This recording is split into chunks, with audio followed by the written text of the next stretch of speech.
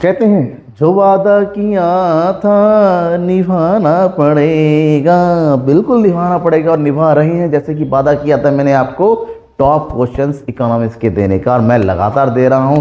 2 video already बन चुका है, यानी कि 2 वीडियो में आपको 18 क्वेश्चन मिल रहे हैं। तीसरा वीडियो है, इसमें भी आपको टॉप 10 क्वेश्चन, ऐसे क्वेश्चन जो बोर्ड एग्जाम में ऑलरेडी पूछे जा चुके हैं, ऐसे क्वेश्चन जो लगातार रिपीट होते हैं, उन सब क्वेश्चन का खाली क्वेश्चन ही नहीं, क्योंकि मैं वो नहीं हूं केवल क्वेश्चन दे दिया और आप तैयार, भाई आंसर भी तो होना चाहिए कि आंसर लिखेंगे कैसे लिखेंगे with suitable answer. Long question है ये, कि लॉन्ग क्वेश्चन में आपको आंसर कैसे लिखना है कि सामने वाला आपको पूरे से पूरे मार्क्स देने के लिए मजबूर हो जाए। बोर्ड एग्जाम में बैठ रहे हैं, कॉपी कौन चेक करेगा आपको पता नहीं है, लेकिन जो चेक करेगा वो आपकी कॉपी देख के ये ना कह सके अरे किसने लिखा है। आपका आंसर सटीक होना चाहिए, सही होना चाहिए और एक्यूरेट होना चाहिए, तब जाके आपको पूरे से पूरे मार्क्स मिलेंगे, ताकि आप एक्योर कर सके 100 में से 100 नंबर।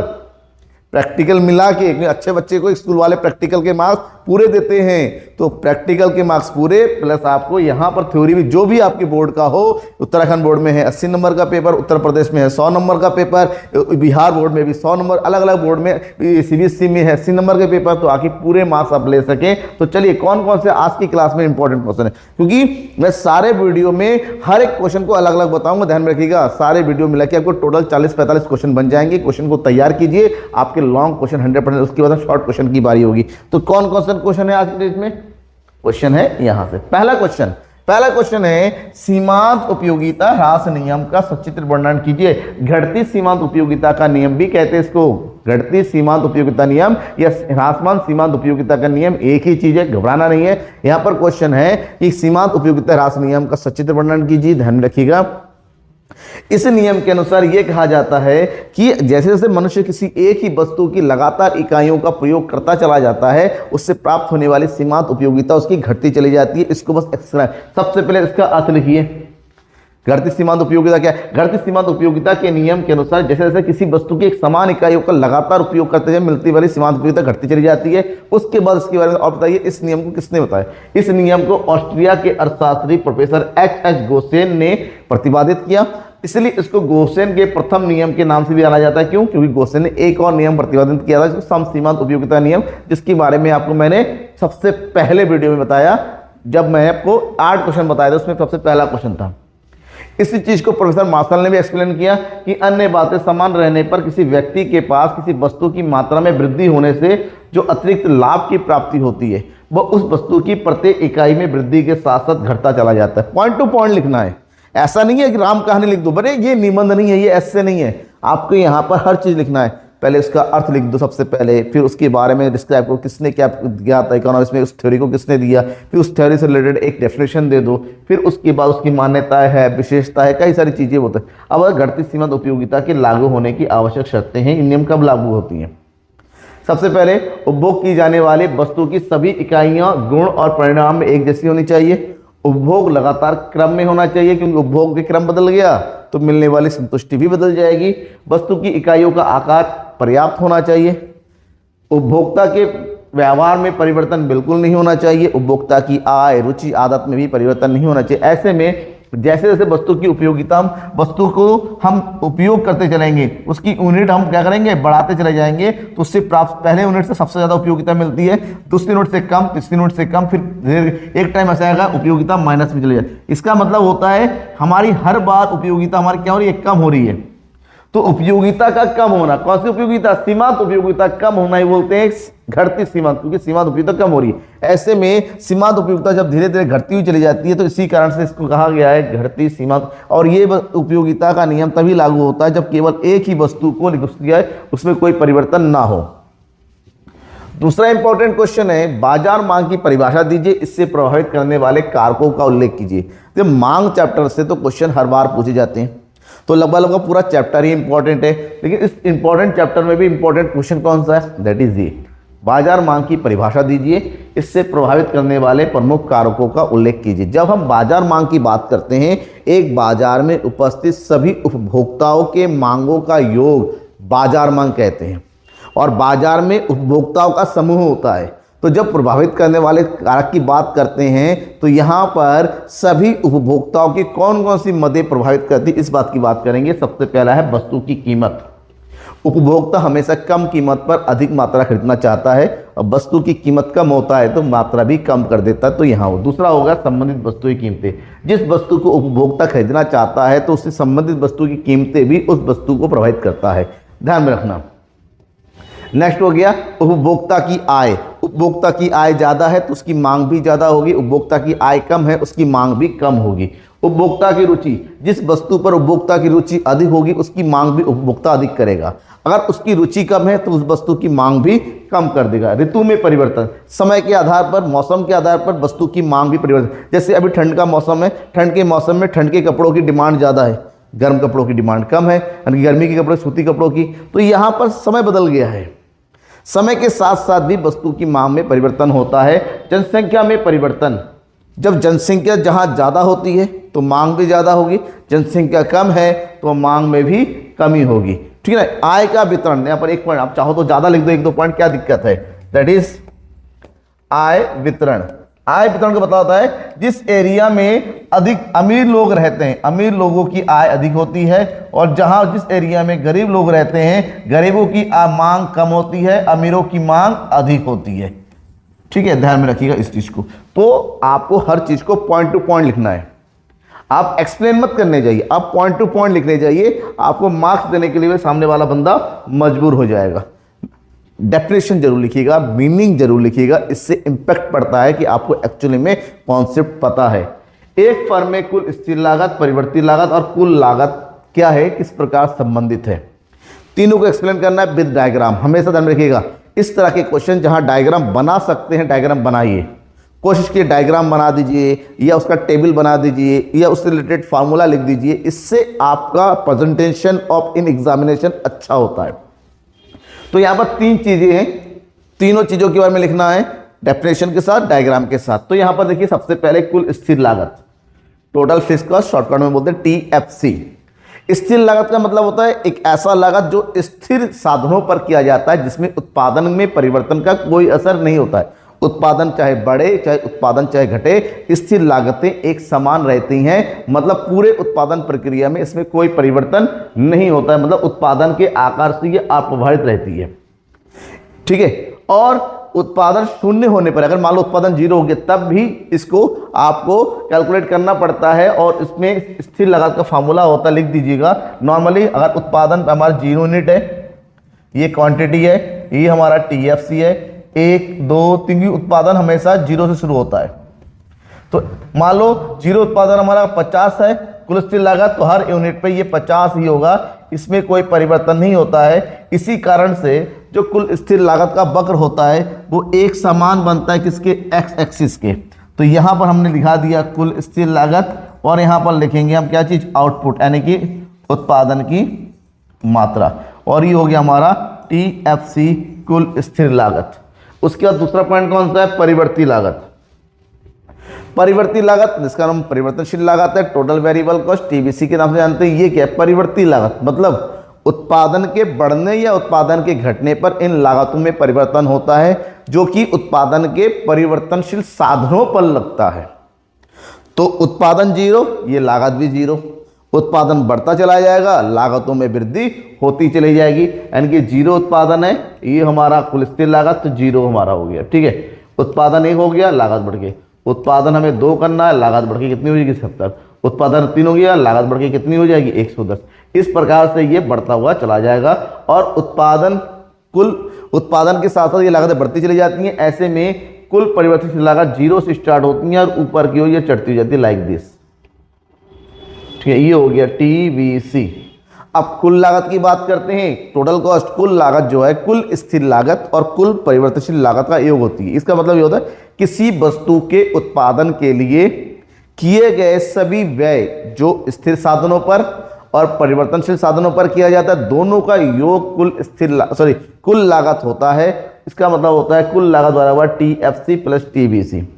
दोनों को अगर जोड़ देते हैं, ये हमारा TVC है, यहाँ पर हम TFC को जोड़ देंगे, कितना कितना है, 50 50 है, तो 50 जोड़ेंगे तो यहाँ पर जो बनेगा TC और टीसी कितना हो जाएगा 50 और 0 50, ये हो जाएगा हमारे पास कितना 85, ये हो जाएगा हमारे पास कितना 120 और ये कितना हो जाएगा 160। तो ऐसे में कुल लागत ये हो गया स्थिर लागत टीएफसी, ये हो गया हमारा परिवर्तनशील लागत टीबीसी, इन दोनों का टोटल करेंगे तो यहाँ से इस प्रकार से बनेगा और टीबीसी के पैरेलल बन जाएगा टीसी, यानी कि कुल लागत। तो ध्यान में रखिएगा डायग्राम बहुत जरूरी है, डायग्राम सही से बनाइएगा, स्पष्ट बनाइएगा और कोशिश करेंगे टेबल बनाने के साथ करिएगा। नेक्स्ट क्वेश्चन है पूर्ण प्रतियोगिता में के अंतर्गत अल्पकाल और दीर्घकाल में फर्म के साम्य को स्पष्ट कीजिए। पूर्ण प्रतियोगिता की स्थिति एक ऐसी स्थिति होती है जहां पर बहुत सारे क्रेता और बहुत सारे विक्रेता होते हैं। ऐसे में कोई एक क्रेता विक्रेता बाजार में बाजार कीमत को प्रभावित नहीं कर सकता। और जब हम फर्म के साम्य की बात करते हैं, फर्म का साम्य एक ऐसी स्थिति होती है जहां पर एक फर्म यानी कि एक उत्पादक या एक विक्रेता को अधिक से अधिक लाभ की प्राप्ति होती है। तो दोनों ही स्थिति में चाहे अल्पकाल हो दीर्घकाल हो हमें अधिकतम लाभ की बिंदु को प्राप्त करना होगा जहां पर एक उपभोक्ता को संतुलन की प्राप्ति होती है। तो जब लिखेंगे तो क्या होता है, पूर्ण प्रतियोगिता में किसी फर्म के पास अल्पकाल में इतना पर्याप्त समय नहीं होता है ताकि वो अपनी मांग में वृद्धि होने से अपनी पूर्ति में वृद्धि कर सके। तो अल्पकाल के पास बस इतना ही समय होता है कि उत्पत्ति के परिवर्तनशील साधनों को विभिन्न मात्राओं में प्रयोग किया जा सके जिससे कि अधिकतम लाभ प्राप्त हो। ऐसे में एक ऐसा बिंदु जब हम पूर्ण प्रतियोगिता की बात करते हैं हमेशा, क्योंकि वस्तु का मूल्य एक समान रहता है, क्योंकि जब हम बात करेंगे लाभ कब होता है, लाभ होने के लिए हमें क्या करना पड़ता है, जो आगम है आगम में से लागत को घटा देना पड़ता है। तो ऐसे में ये हो गया आगम वक्र जो कि हमें उत्पादन से समान रहता है, और ये हो गया सीमांत लागत और ये हो गया औसत लागत। जिस बिंदु पर ये आपस में सीमांत लागत और ये आपस में बराबर जाए, इस बिंदु को हम क्या बोलते हैं, उपभोक्ता का संतुलन, क्योंकि यहाँ पर उसका MC इक्वल टू क्या हो जाता है, MR हो जाता है। वहीं पर अगर हम दीर्घकाल की बात करते हैं, दीर्घकाल में फर्म के पास इतना समय होता है कि वो अपने उत्पादन की मात्रा को बढ़ा सकता है मांग के साथ साथ। तो ऐसे में जब उत्पादन में परिवर्तन होता है तो एक ऐसे यहाँ पर भी एक ऐसी स्थिति कि जो सीमांत लागत है जो ऊपर से नीचे को घटता है फिर बढ़ता हुआ चला जाता है, और जो औसत लागत है वो भी पहले एक ऐसी बिंदु जब पर औसत लागत न्यूनतम होता है, कम से कम होता है, क्योंकि आगम में परिवर्तन नहीं होगा। आगम चाहे दीर्घकाल हो, आगम में परिवर्तन नहीं होता, लेकिन लागत जिस बिंदु पर न्यूनतम होगा, जिस बिंदु पर हमारा AR इक्वल टू MR होता है और वहीं पर हमारे पास AC होता है, उसी बिंदु पर ही एक उपभोक्ता को लाभ की प्राप्ति होती है। उसको बस एक्सप्लेन करना है आपको। क्वेश्चन नंबर 5, केंद्रीय बैंक के रूप में भारतीय रिजर्व बैंक के प्रमुख कार्यों की विवेचना कीजिए। देखिए, अगर आपसे भारतीय रिजर्व बैंक के कार्य के बारे में पूछा जाता है या फिर केंद्रीय बैंक के कार्य के बारे में पूछा जाता है तो एक ही चीज़ है, आप केंद्रीय बैंक के कार्य लिखेंगे वही रिजर्व बैंक का हो जाएगा, और रिजर्व बैंक के कार्य लिखेंगे वही, क्योंकि भारत का केंद्रीय bank reserve bank of India है, भारतीय रिजर्व बैंक कहते हैं। तो केंद्रीय बैंक का सबसे पहला कार्य होता है नोटों का निर्गमन करना। किसी भी देश में जो नोट इश्यू होते हैं उस देश के केंद्रीय बैंक के द्वारा किया जाता है ताकि दो नोटों में एक रूपता बनी रहे। दूसरा, सरकार का bank, reserve bank of India भारतीय जो सरकार है, चाहे केंद्र सरकार है चाहे राज्य सरकार है, उनके लिए बैंकों का काम करती हैं। जिस प्रकार एक सामान्य बैंक होता है वो जनता के लिए काम करती है, उसी प्रकार से केंद्रीय बैंक यानी कि रिजर्व बैंक अपने देश के लिए, सरकार के लिए काम करती हैं। नेक्स्ट है बैंकर्स बैंक। पर केंद्रीय बैंक अपने देश के सभी कमर्शियल बैंकों के लिए यानी कि व्यापारिक बैंकों के लिए एक बैंक का काम करती हैं। व्यापारिक बैंकों के पास पैसा ज़्यादा है तो वो केंद्रीय बैंक के पास यानी कि रिजर्व बैंक के पास जमा कर देते हैं, उनको पैसा चाहिए तो रिजर्व बैंक से लेके आते हैं। क्रेडिट नियंत्रण, भारतीय रिजर्व बैंक देश में जो किसी प्रकार की जो समस्या उत्पन्न होती है, जैसे मुद्रा प्रभाव का बढ़ना या मुद्रा प्रभाव का घटना, जिससे जो है इन्फ्लेशन, मुद्रास्फीति, मुद्रा अपस्फीति की स्थिति उत्पन्न होती है, उसको नियंत्रित करने का कार्य करती है, जिसको क्रेडिट नियंत्रक के नाम से जाना जाता है। विदेशी रिजर्व संग्रह, प्रत्येक देश रिजर्व बैंक यानी कि भारतीय रिजर्व बैंक हमारे देश में जो विदेशी मुद्रा है यानी कि फॉरेन एक्सचेंज, उसको खरीदने बेचने, उसको संरक्षित करने का काम करती हैं, उसको रेगुलेट करने का करती है, उसके रिलेटेड रेखा जोखा बनाने का कार्य करती है। तो ये प्रमुख कार्य है। नेक्स्ट क्वेश्चन है व्यापारिक बैंकों द्वारा साख निर्माण की प्रक्रिया की व्याख्या कीजिए। किसी भी देश का जो व्यापारिक बैंक है उस व्यापारिक बैंक के बहुत सारे कार्य होते हैं, जैसे जमा स्वीकार करना, लोन देना, एटीएम कार्ड की फैसिलिटी देना, कई सारे। लेकिन उसी में एक महत्वपूर्ण कार्य होता है साख निर्माण करना। देखिए, देश में एक अर्थव्यवस्था में जितने नोट है, वास्तव में उसकी तुलना में मुद्रा की वैल्यू कई गुना ज़्यादा है। ऐसा इसलिए है क्योंकि व्यापारिक बैंक क्रेडिट निर्माण करती है, साख का निर्माण करती है। जितना पैसा व्यापारिक बैंकों के पास आता है उसके कई गुना ज़्यादा व्यापारिक बैंक क्या बांट देते हैं, लोन बांट देते हैं। तो जो पैसा उनके पास आता है उसको प्रारंभिक जमा कहते हैं, और जितना वो लोन बांटते हैं उसको द्वितीयक जमा कहते हैं। तो प्रारंभिक जमा को द्वितीयक जमा में कन्वर्ट करने की जो प्रक्रिया होती है उसी को हम क्रेडिट प्रक्रिया कहते हैं, क्रेडिट क्रिएशन कहते हैं। तो आधुनिक बैंकों में महत्वपूर्ण कार्य साख निर्माण करना है। आंसर जब लिखेंगे एक परिभाषा दीजिए। शेयर्स ने कहा है बैंक केवल मुद्रा जुटाने वाली संस्था ही नहीं बल्कि मुद्रा का निर्माता भी है। व्यापारिक बैंक अपनी जमाओं या निक्षेपों के आधार पर साख निर्माण करती हैं। अपनी जमा, तो ऐसे में सबसे बताना पड़ेगा व्यापारिक बैंकों के पास कितने प्रकार की जमाएं होती हैं। व्यापारिक बैंकों के पास प्रमुखतः दो प्रकार की जमा होती है, एक प्रारंभिक जमा और एक व्युत्पन्न यानी कि द्वितीयक जमा, सेकेंडरी द्वितीयक जमा। तो प्रारंभिक जमा वह जमा होता है जहां पर कोई ग्राहक आप सीधा नगद रूप में अपने खाते में जाके कोई धन जमा करके आता है, जमा करता, तो उसे हम जो है प्रारंभिक जमा कहते हैं। जबकि द्वितीयक जमा या व्युत्पन्न, जब कोई बैंक से जो लोन लेने आता है, उधार लेना आता है, उसके खाते में जो पैसा जमा भेजा जाता है, ट्रांसफर किया जाता है, स्थानांतरित किया जाता है, उसको हम व्युत्पन्न जमा कहते हैं। जो भी व्युत्पन्न जमा है वो प्रारंभिक जमा के आधार पर होता है। मान लीजिए एक बैंक में एक बंदा आया, 1000 रुपये जमा चला गया, और प्रत्येक व्यापारिक बैंक को अपनी कुल जमा का एक निश्चित भाग आरबीआई यानी कि सेंट्रल बैंक के पास जमा करना पड़ता है, जिसको बोलते हैं सीआरआर या एलआरआर। यहां पर एग्जाम्पल दे रखा है कि 1000 रुपये का 50% सीआरआर होगा, यानी कि 1000 रुपये का 50% आरबीआई के पास चला जाएगा। ऐसे में आरबीआई के पास 50% यानी कि कितना चला जाएगा, 500 का लोन चला जाएगा। तो ऐसे में व्यापारिक बैंक कितना क्रेडिट ले सकते हैं, इसके लिए एक फार्मूला होता है। क्या फार्मूला होता है? व्युत्पन्न जमा। व्युत्पन्न जमा बराबर होता है प्रारंभिक जमा, प्रारंभिक जमा मल्टीप्लाई बाय मुद्रा गुणक, जिसको शॉर्टकट में क्या लिखते हैं, के लिखते हैं। तो के कितना होगा, यहां पर के का फार्मूला होता है, के बराबर होता है 1/r, आर यानी कि सीआरआर। तो यहां पर 1/सीआरआर कितना होगा, 50%। प्रतिशत का साइन हटा देंगे तो ऊपर 100 लगेगा, बट्टे 50, तो कितना हो जाएगा 2। यानी कि इकोनॉमी में जितना पैसा आएगा उसका डबल क्रेडिट हो सकता है। तो प्रारंभिक जमा कितना है, 1000, और हमारे पास मुद्रा गुणक कितना है, 2, यानी कि एक इकोनॉमी में कितना रुपए जमा हो जाएगा, 2000 रुपये बन जाएगा इससे 1000 रुपये से। कैसे, उसको बोलते हैं साख सृजन करने की प्रक्रिया। इकोनॉमी में 1000 रुपये आया, आरबीआई ने कहा 50% हमारे पास जमा करो, 50% की 500 रुपये आरबीआई के पास चला गया, 500 का लोन चला गया। जो लोन जो बंदा लेगा वो किसी काम के लेगा, कि दोबारा से वो बैंक में आ जाएगा। 500 रुपये का दोबारा 50% चला जाएगा आरबीआई के पास, बचा जो पैसा लोन चला जाएगा। 250 रुपये दोबारा इकोनॉमी में आ जाएगा बैंक में। फिर इसका इस प्रकार से प्रक्रिया चल रहेगी, ये तब तक चलती रहेगी जब तक ये कितना हो, सीआरआर 0 ना हो जाए। जब ये 0 हो जाएगा तब इसको जोड़ेंगे तो कुल प्रारंभिक जमा हमारे पास हो जाएगा 2000, सीआरआर हो जाएगा 1000 और व्युत्पन्न जमा हो जाएगा 1000। तो ऐसे में हमारा जो साख सृजन कितना हो गया, 2000 रुपये हो गया। इसको बोलते हैं साख सृजन करने की प्रक्रिया। नेक्स्ट क्वेश्चन है क्वेश्चन नंबर 7, गुणक क्या है, इसकी गणना कैसे की जाती है, उदाहरण सहित स्पष्ट कीजिए। गुणक, गुणक का मतलब होता है गुना, कई गुना। प्रोफेसर कीन्स का ये कॉन्सेप्ट था कि किसी भी अर्थव्यवस्था में अगर आय में वृद्धि करनी है तो आपको अपने निवेश में वृद्धि करनी होगी। तो एक अर्थव्यवस्था में जितना भी निवेश किया जाता है उसकी तुलना में कई गुना ज़्यादा आय में वृद्धि होती है।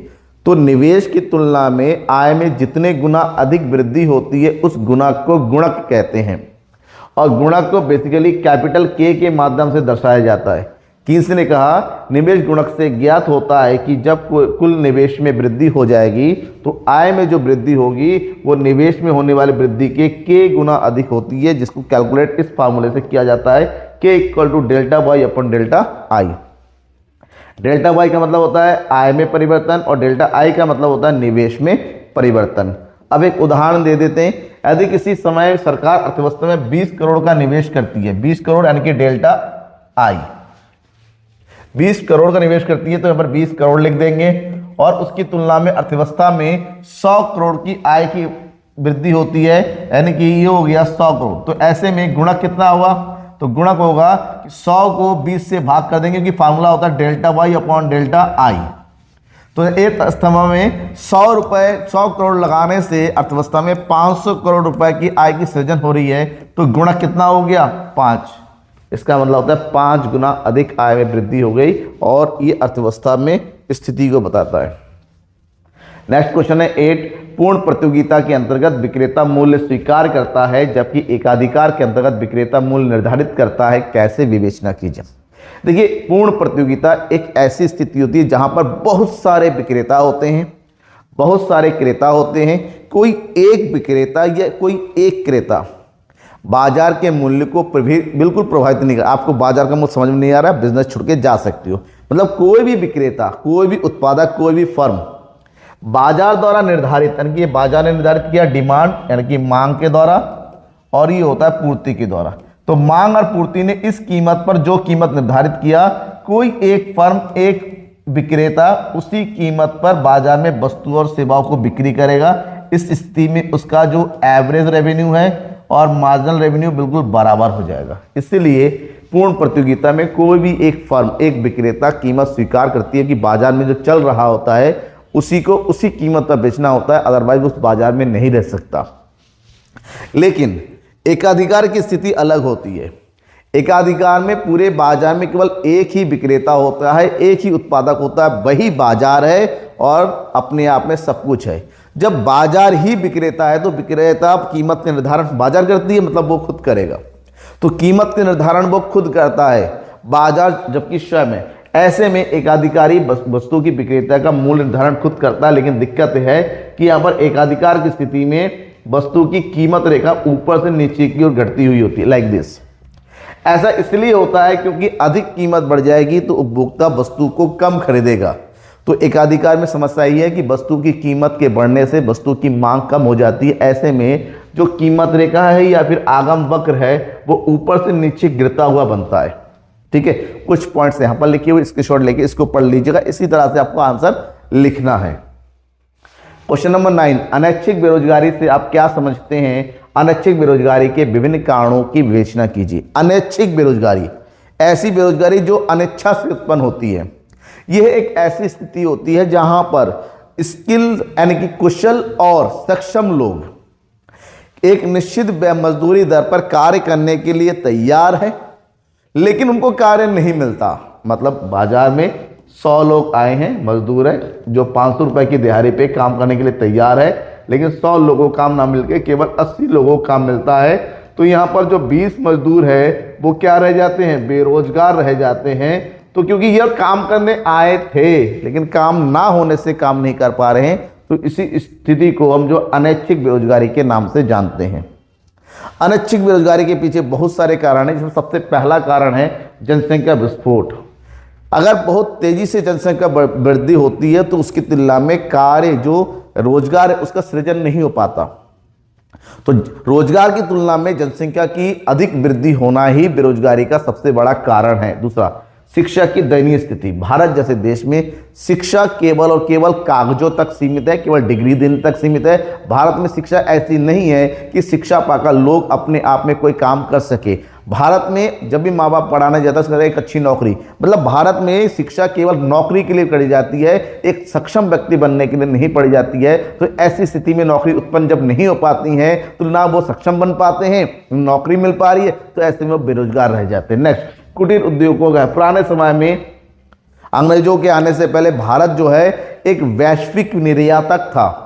पूरे विश्व में भारत के सामग्रियों का निर्यात, क्योंकि लोग अपने घरों में ही उत्पादन करते थे, लोग अपना खुद का उत्पादक था। तो छोटी छोटी उत्पादन यूनिट्स थी, लोग अपने घरों में करते थे, लोगों को नौकरी देते थे, तो वो धीरे धीरे खत्म हो गई। कुटीर उद्योगों का खत्म होना ही बेरोजगारी का बढ़ावा देना हुआ। मशीनीकरण, जैसे जैसे आधुनिक समय में मशीनों का प्रयोग शुरू हुआ, एक मशीन कई सारे लोगों का काम करने लगी, तो मशीन के आने से लोग बेरोजगार होते चले गए। पूंजी में कहीं भारत में पूंजी की बहुत ज़्यादा कमी है। लोग अपना कुछ विस्तार करना चाहते हैं, लोग अपना कोई बिजनेस करना चाहते हैं, लेकिन बिजनेस करने के लिए पूंजी की आवश्यकता होती है। जब उनको नहीं प्राप्त होता है तो नया यूनिट भी शुरू नहीं हो पाता। ये इन सभी कारणों से अनैच्छिक बेरोजगारी की स्थिति उत्पन्न हो जाती है। लेकिन हर बार क्वेश्चन जो है थ्योरेटिकल आएगा ऐसा नहीं है, कभी कभी न्यूमेरिकल क्वेश्चन भी आते हैं। तो न्यूमेरिकल क्वेश्चन की बात करते हैं। आय और रोजगार के निर्धारण वाले चैप्टर से क्वेश्चन आता है, जैसे यहाँ पर दे रखा है, एक अर्थव्यवस्था में वास्तविक आय 500 करोड़ है, जबकि पूर्ण रोजगार पर आय 800 करोड़ है। यदि सीमांत उपभोग प्रवृत्ति 0.75 है तो कितना निवेश बढ़ाया जाएगा कि पूर्ण रोजगार की स्थिति उत्पन्न होगी। यानी कि पहले हमारा वास्तविक आय इनकम कितना है 500, इस इनकम को बढ़ा के कितना करना है 800, तो यहां पर इनकम को कितना बढ़ाना होगा हमें 300। ठीक है, कितना करना है 300 की स्थिति करनी है। ऐसे में जब हम बात करेंगे हमारे पास क्या चाहिए, सीमांत उपभोग प्रवृत्ति कितना है 0.7 है, कितना है 0.7 है। तो ऐसे में सीमांत, क्योंकि हमें निकालना है कितना निवेश बढ़ाया जाए कि पूर्ण रोजगार की स्थिति उत्पन्न हो, तो यहां पर हमें निकालना है डेल्टा आई कितना होगा, और इसके निकालने के लिए फार्मूला होता है k equal to delta Y upon delta I. इस यहाँ पर जो सॉल्यूशन दे रहा है थोड़ा गलत है, यहाँ पर डेल्टा वाई कितना हो जाएगा 300। ठीक है, तो फार्मूला लगाएंगे यहाँ पर। फार्मूला में सबसे पहले हमें क्या चाहिए k, तो k निकालने का फार्मूला होता है k equal to 1 minus MPC, तो 1 अपॉन 1 माइनस 0.75, ये हो गया k equal to 1 upon 0.25। 0 point घटाएंगे, 2 जीरो बढ़ा देंगे, 25 से काटेंगे तो कितना आ जाएगा आंसर 4, यानी कि k हमारा 4 है। जब k 4 है तो दूसरा फॉर्मूला लगाएंगे k equal to delta Y upon delta I. इस स्थिति में k हमारा 4 आया, डेल्टा वाई हमारा कितना है 300, तो हमें निकालना है डेल्टा आई। तो डेल्टा आई कितना हो जाएगा, डेल्टा आई इक्वल टू हो जाएगा यहाँ पर 300/4, 4 से भाग कर देंगे कितना हो जाएगा 4 सत्ते 28, 4 पंजे 20, यानी कि 75 करोड़ हमारा आंसर आएगा। ठीक है, 75 करोड़ के आगे आंसर, थोड़ा सॉल्यूशन लिखा हुआ था वो गलत लिखा हुआ था क्योंकि डेल्टा वाई ऊपर गलत लिखा गया था गलती से। ठीक है, तो ये सॉल्यूशन इस तरह से निकाला जाता है। कोई भी डाउट हो जरूर पूछिएगा, किसी भी तरीके से मुझे फॉलो कीजिएगा। कमेंट बॉक्स आपके पास है, कमेंट बॉक्स का यूज़ कीजिए। जैसा भी हो आप मुझे बताइएगा कि कैसा लगा वीडियो आपको। आपको बताना है कि जो क्वेश्चन है क्या आपके लिए यूजफुल है आपके बोर्ड के लिए। अगर आपको लगता है कि कुछ छूट रहा है, कुछ आपको और चाहिए, तो कमेंट बॉक्स में कमेंट करके मुझे बताइएगा। आपके कमेंट का मुझे बेहद तहे दिल से इंतजार रहेगा। तब तक थैंक यू एंड बाय।